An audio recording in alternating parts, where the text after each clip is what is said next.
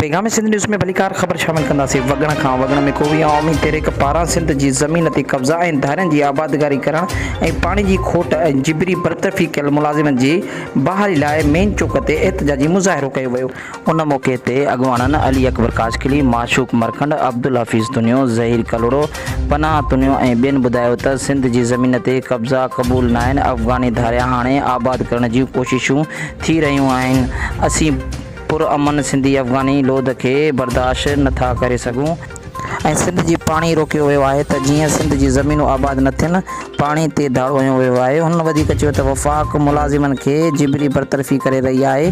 सिंध जे मुलाज़िमनि खे ॾाढ जे बुनियाद ते जिबरी तौरु कढण जी मज़मत जोॻो अमल आहे। वफ़ाक़ सरकार रोज़गार ॾियण बदिरां जिबरी मुलाज़िमनि खे कढी बेरोज़गार करे रही आहे। सिंध सां मासी माहवार सुलूक ते ख़ामोश नथा वेही सघूं। उन्हनि वधीक चयो त धारिया आबादगारी, सिंध जी ज़मीन ते कब्ज़ा समेत जिबरी नौकरियुनि मां मुलाज़िम कढण ख़िलाफ़ जदोजहद कंदा रहंदासीं।